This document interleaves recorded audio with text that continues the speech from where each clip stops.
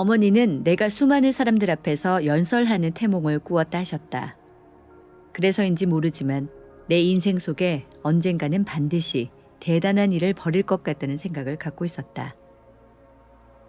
태몽 때문인지는 몰라도 나 자신 스스로 학자가 되거나 종교 지도자가 되지 않을까 생각하기도 했다. 그러나 막상 미국에서 생업에 뛰어들게 되자 학자나 종교 지도자의 자질을 갖추고 조국과 민족의 무궁한 영광을 위하여 태어날 줄 알았던 나는 가족과 식구들의 주말 휴식권을 확보하기 위하여 다시 태어나야만 했다. 미국에서 처음 몇 년 동안 온 가족이 조그만 식품점을 운영하면서 주말도 없이 1년 내내 일하는 상황이 이어지고 있었기 때문이다. 아이들이 태어나자 우리도 남들처럼 하루는 쉬어가면서 가족이 함께 주말을 보내는 꿈을 꾸었다. 단순히 주말을 가질 수 있을 것 같은 생각에 친구와 동업을 시작한 컴퓨터 조립 회사는 몇 개월도 버티지 못하고 문을 닫았다. 두 번째는 몇 명이서 조그만 증권 거래 회사를 차렸다. 거래 수수료만으로는 욕심이 차지 않아 주식과 선물에 직접 투자했다가 몽땅 날리고 말았다. 상처가 너무 깊었다. 이민 10년 만에 다시 원점으로 돌아온 꼴이었다. 세 번째는 시커스라는 유기농 식품 회사를 시작했다. 2000년경 망해가는 사업체 사장을 졸라 오너 파이낸싱을 받아 건강식품 매장을 인수하여 착실히 성공의 발판을 이어가고 있었다. 매장은 주말에도 오픈을 했지만 다행히도 직원이 50여 명이 넘다 보니 내 가족과 주말을 보낼 시간은 있었다. 사업은 정상 궤도에 오르는 듯했으나 타이타닉호가 암초를 만나 침몰했듯이 내 사업 역시 9.11 테러라는 암초를 만났고 며칠이 지나지 않아 급격히 흔들리기 시작했다. 대중에게 퍼진 테러 공포심으로 소비자 구매 심리가 추락하는 비행기처럼 하락했다. 자본 없이 인수한 사업체의 매출이 50% 이상 떨어지자 하루 종일 심장만 벌렁거리고 스트레스로 인한 원형 탈모증으로 털 빠진 사자 모양이 되어갔다. 9.11의 여파가 가까스로 회복되어 가자 이번에는 8개월에 걸친 매장 앞 도로 확장 공사로 인해 매출은 완전히 숨통이 끊어져 버렸다. 그렇게 세 번째 사업의 실패를 인정하던 날 나는 모퉁이 구석 길가에 차를 세워놓고 귀를 막은 채 소리를 질렀다. 악! 악! 그리고 집으로 돌아가 아내의 무릎에서 애처럼 울었다. 장한 아내는 다행히 나와 같이 소리내 울지 않았고 잃어버린 재산보다 상처받은 내 자존심을 염려하며 등을 두드려줬다. 실패는 반복됐지만 패배는 반복되지 않았다. 나는 이제 무엇을 할 수 있을까? 장사꾼인 내가 자본과 신용이 없다면 할 수 있는 일이라고는 남의 가게에서 점원을 하는 수밖에 없었다. 그러나 그보다 더 가슴 아픈 것은 더 이상 꿈을 가질 수 없다는 점이었다. 내 몸과 마음은 바닥까지 황폐해져 버렸다. 그러나 그토록 여러 번의 반복된 실패 후에 내가 행한 가장 현명한 행동은 운동이었다. 생각을 추스르고 법원과 빚쟁이와 상대하며 주위의 동정과 비난을 버텨내려면 무엇보다도 잘 나온 가슴 근육과 팔뚝과 건강한 다리가 필요하다는 사실을 알게 된 것이다. 배짱은 가슴 속에 들어있는 것이 아니라 가슴 근육 속에 들어있었다. 나는 걸었다. 처음에는 터벅거리고 때로 비틀거리며 신발은 바닥을 끌었다. 걷기는 재미 붙이기에는 단순하고 지루한 운동이다. 하지만 몸에 무리가 없고 어떤 운동에도 재주가 없는 사람에겐 가장 무난한 운동이다.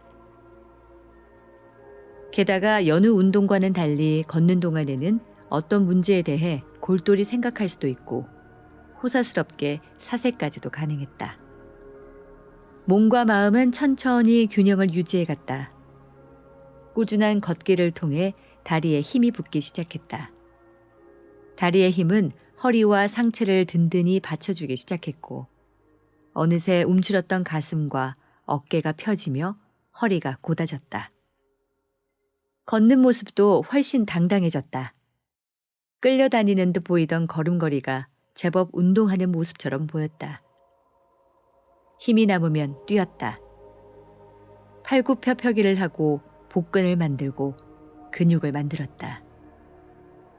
빠진 머리는 다시 나지 않았지만 20살 때보다 더 건강하고 단단해진 멋진 몸을 갖게 되었다. 이런 경험을 통해 몸과 마음이 상당히 긴밀하게 유기적으로 움직인다는 것을 알았다. 몸이 아무리 건강한 사람도 스트레스에 노출되면 급격히 건강을 잃고 파탄에 이른 마음일지라도 몸을 건강하게 만들면 자신감이 회복된다는 것을 알았다. 젊은 처녀들도 나를 좋아할 거라 착각에 빠질 만큼 몸이 건강해지자 자연히 모든 것에 자신감이 붙고 실패를 기회로 받아들일 수 있는 여유도 갖추게 되었다. 나는 다시 꿈꾸기 시작했다. 그러나 이번 꿈은 마음에서만 나온 것이 아니라 몸에서도 함께 나왔다. 어머니의 태몽처럼 내 꿈도 이루어졌다. 아들에게 주는 교훈이라는 내 글은 수천 수만의 사이트에 저장되어 있고 책으로도 만들어져 팔려나갔다. 이제 내 사업은 수백 가족들의 생계를 유지시켜주고 있다. 나는 이미 어머니의 태몽처럼 수많은 사람들 앞에서 연설을 하게 된 것이다. 내가 걷기 운동을 시작하지 않았다면 어머니의 태몽은 헛되이 날아갔을 것이다.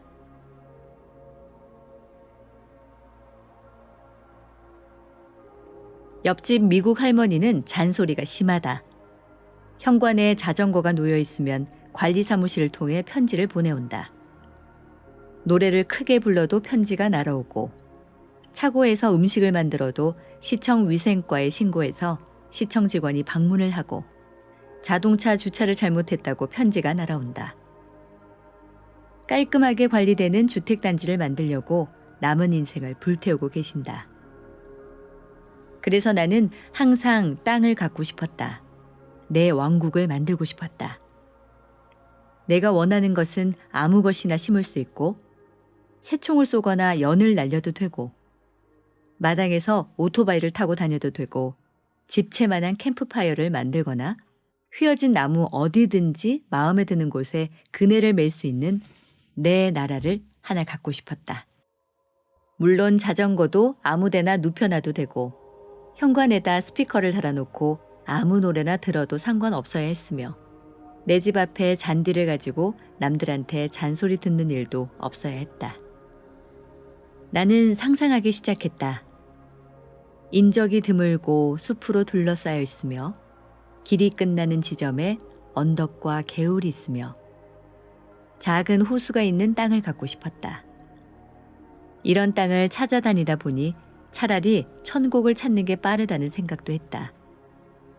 더군다나 가장 큰 문제는 당시 한 차례 망하고 난 직후라 수중에 돈도 별로 없었다는 점이다. 그러나 나는 어디엔가 나 같은 사람에게도 기회가 될 무엇인가가 있을 거란 생각을 했다. 시간이 나는 대로 그냥 무작정 마음에 드는 땅부터 찾아다녔다. 그렇게 6개월쯤 알아보고 다니던 어느 날 시내에서 30여 분 떨어진 곳에 12만 평가량의 땅을 찾았다. 땅이 너무 컸다. 그러나 마음에 들었다. 언덕과 개울은 없지만 아름드리 나무와 반딧불이가 초여름밤의 별처럼 나무 사이로 날아다니는 것을 본 후에는 그 땅의 일부가 여름이면 물에 잠길 때도 있다는 식의 이야기는 귀에 들어오지 않았다. 이 정도라면 집에서 사냥을 하고 다녀도 이웃에서 잔소리할 사람이 없었다. 그리고 나는 이 땅에 집을 짓고 내가 심고 싶었던 모든 나무와 채소와 꽃을 내 마음 내키는 대로 심고 싶었다. 나는 내 소망을 이루기로 마음먹었다. 제일 먼저 철조망을 넘어 들어가 오줌을 누고 나왔다. 나는 개처럼 그 땅에다 내 영역을 표시했던 것이다. 몇 번 더 오줌을 누러 다니고 난 후에 매물을 내놓은 부동산 브로커를 만났다. 랜디 양, 나는 지금 이 땅을 꼭 사고 싶습니다. 그러나 나는 지금 이 땅을 살 만한 돈이 없습니다. 그리고 은행을 찾아갈 처지도 못 됩니다. 내가 어떻게 하면 이 땅을 살 수 있을는지 이 순간엔 당신이 가장 잘 알고 있을 것 같습니다. 황당하고 별스런 사람들을 많이 만나봤을 것 같은 나이 지긋한 랜디 양은 어처구니가 없는지 대답이 없다. 나는 단숨에 말을 이었다. 나는 지금부터 당신을 이 땅에 대한 구매 담당 브로커로 고용하겠습니다. 그러니 이제 당신은 이 땅에 대해 판매자와 구매자로부터 동시에 위임을 받습니다. 대금은 오너 파이낸싱으로 매월 일정 금액을 지불하는 조건이며 당신의 판매 의뢰자가 제시한 가격에서 20% 깎은 가격의 매매를 성사시켜 주십시오. 그래야 당신에게 커미션 정도는 지불할 수 있을 겁니다. 아마도 당신은 다른 구매자에게 더 많은 가격을 받을 수도 있을지 모르겠으나 제가 가격을 좀 깎는다 해도 당신을 고용한 이상 구매자와 판매자 모두에게 커미션을 받을 수 있기 때문에 이것이 더 이득이 되리라 생각합니다. 돌아가셔서 판매자를 꼭 설득해 주시기 바랍니다. 나는 땅 주인이 당장 목돈이 필요한 사람이 아니기만을 바랐다. 랜디 양은 내가 원하는 대로 일을 해주었다. 4명이나 되는 공동 소유주들을 상대로 일일이 저 바보가 아니면 잡목이 우거지고 여름이면 물이 차는 저 땅을 팔지 못한다고 설명했는지 어쨌는지 2달이 지난 어느 날 땅 주인들이 허락했다는 이야기를 전해왔다. 물론 중간중간 다른 구매자가 나타났지만 랜디 양은 이를 열심히 막아냈고 어차피 그 땅에다 오줌 한번 안 눈 사람들은 나와 경쟁할 수 없었다. 마침내 나는 은행보다도 싼 이자의 오너 파이낸싱 분납 조건으로 나의 왕국을 인수한 것이다. 계약을 마친 후 나는 당당하게 울타리를 넘어가 내 땅 공기를 마음껏 들이마셨다. 거 보세요. 돈 없이도 땅을 살 수 있잖아요. 저 사람이 무슨 일을 저지른 건가 하며 어안이 벙벙한 아내와 땅 한 조각 가진 게 없어서 미국까지 날아와야 했던 늙은 아버지 앞에서 나는 자랑스럽게 말했다. 나는 정말로 가치가 있는 것은 대지로부터 온다는 것을 믿고 있었다. 나는 항상 무엇인가 꼭 갖고 싶거나 이루고 싶으면 먼저 상상을 한다. 내 아내를 그렇게 상상함으로써 얻었고 미국도 그렇게 상상하고 마음속으로 수없이 되뇌인 후에야 들어올 수 있었다. 마음에 드는 사업체가 눈에 보였을 때 그 사업체의 주차장에 출근 시간마다 들러 하루에 100번씩 나는 저 사업체를 살 것이라고 머릿속으로 말한 후 4개월이 지나 돈 한 푼 안 들이고 $50만 달러짜리 비즈니스를 인수하기도 했고 같은 방법으로 $400만 달러짜리 비즈니스를 성사시키기도 했다. 나는 지금도 내 수첩 안에 내가 이룰 재무적인 목표와 여러 꿈들을 20여 가지 정도 적어놓고 다닌다. 명함 크기의 종이 한쪽에는 꿈의 종류를 적었고 다른 한쪽에는 그 목표들을 이미지화한 그림을 넣었다.